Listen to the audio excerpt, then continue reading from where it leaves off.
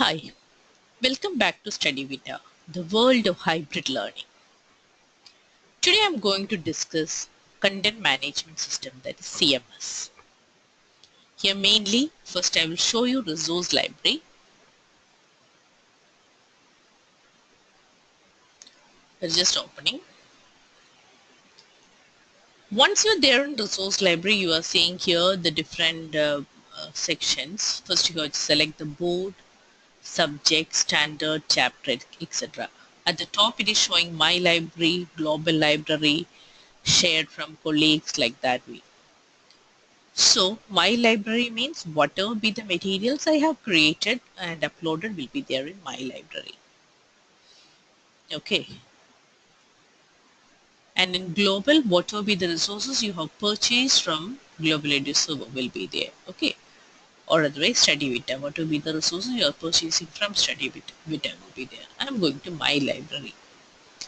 So here, first I am choosing the board, then class, subject and chapter. As I'm selecting the chapter, you can see the different windows are opening up, not exactly windows, different sections, the contents are appearing over here. First of all, here on the right side, you're having the different topics and it gives an option to check the resources available in the web. Now, below that what we are having is the different concepts that are linked to this chapter. And again, option for searching the web for the various resources. Okay, so here different sections, as I told you, the PPT means whatever be the PowerPoint presentation that I have uploaded. uh, if you want to view it, you can view it like this. It is just opening. Here it is. Okay, you can view it, and if you feel that you need to link it to the student, you can do it after that. Okay, so this. Now, if I want to link it to the students, what I should do is, down there is a section to which student or which batch you want to allot. Suppose I'm choosing here class 11, and then I need to choose the classroom, and then whether I want to allot it batch wise or the student wise. Batch wise, if I'm allotting, it will go to the whole batch itself. If I go for student wise, then for a particular student I want to give it, then I can give it like that. Allot material. Okay. And now this is a section for the PowerPoint presentation. Here I'm having the notes. Same with this, is just an option to open it and see whether it is a required thing for you. It is just get loading.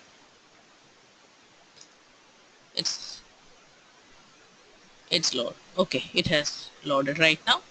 Now, from this window, if you want to download the PDF file or the Word file, it's over here. Now, according to the download rates that you have selected, the rates will be applicable. And if you have the balance, over here it is showing how much is my current balance. If I have the balance, then I will be able to download it directly. If I click on download, I'll get it. See, it's getting downloaded over here.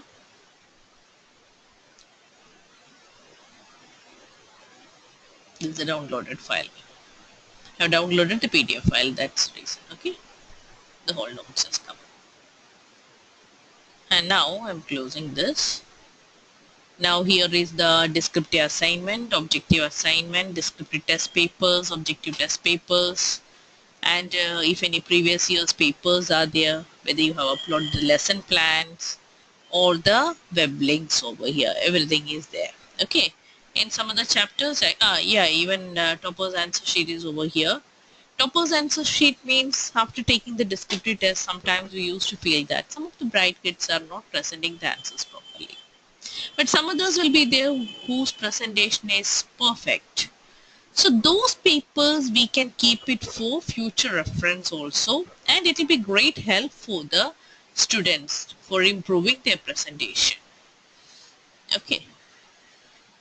And now if any videos are there that is linked by you, it will also be coming over here. I'll just show you some topic. For example, okay, I have selected work energy power right now. Whatever be the resources I have linked only will be there. That's why in this chapter I have not uploaded any PPT. That's why it's coming data not available. But meanwhile, some video is there.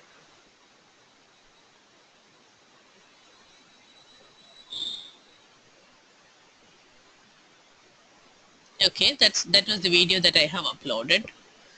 Okay, and web links. If I have linked some websites or YouTube videos or whatever it. Okay, in this chapter I have linked so many web links over here. It can be YouTube video or any other resource it can be. So that's how actually. Again, I'm going back. Any of these resources you can link either to a particular student or to the batch.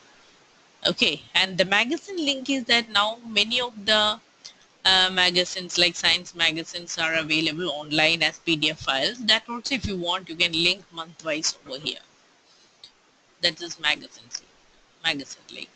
Okay, I hope you got an idea how this resource library is functioning and how to link it to the students. Okay, and now I'm going back to this and I'll just show you how to add materials into the resource library. For that you have to click on create resource library. That window is opening. Here you can upload the Word files, PDF files, presentations, video files. Topos answer sheet will be again as PDF or Word itself. Mostly it is better to make it as PDF itself. Then previous competitive papers, test papers, web links, the board papers, lesson plans, anything you can upload over here. Okay.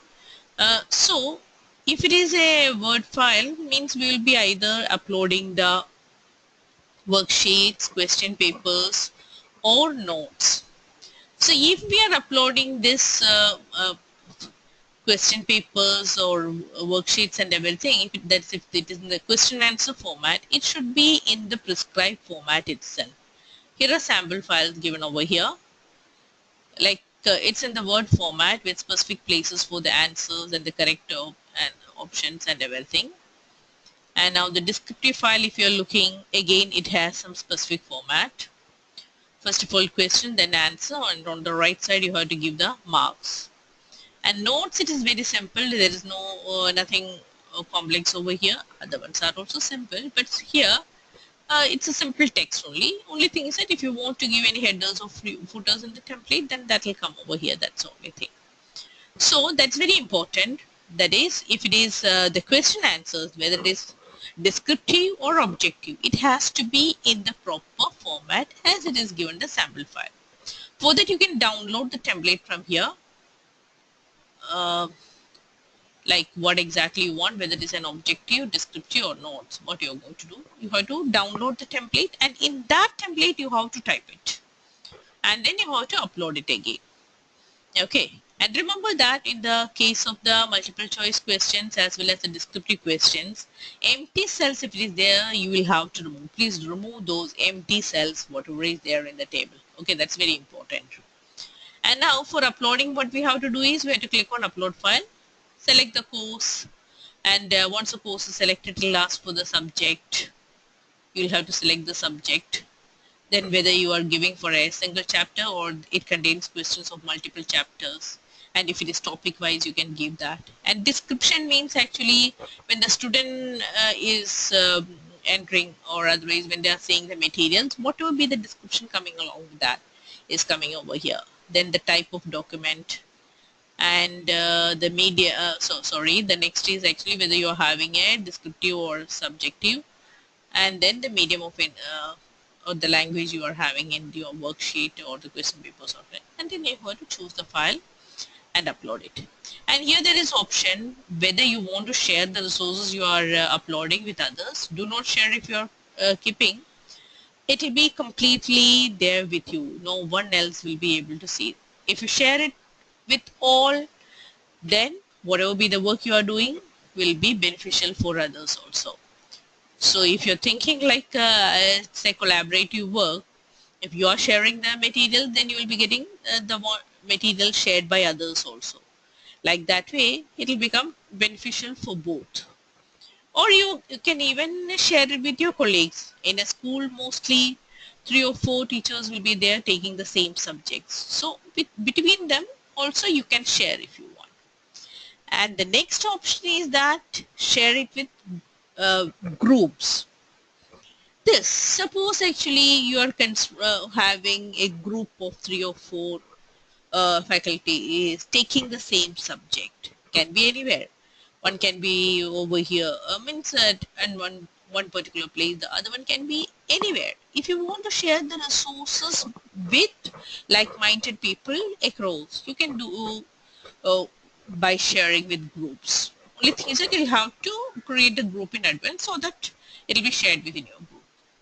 Okay, I hope you got an idea of how to upload the content also.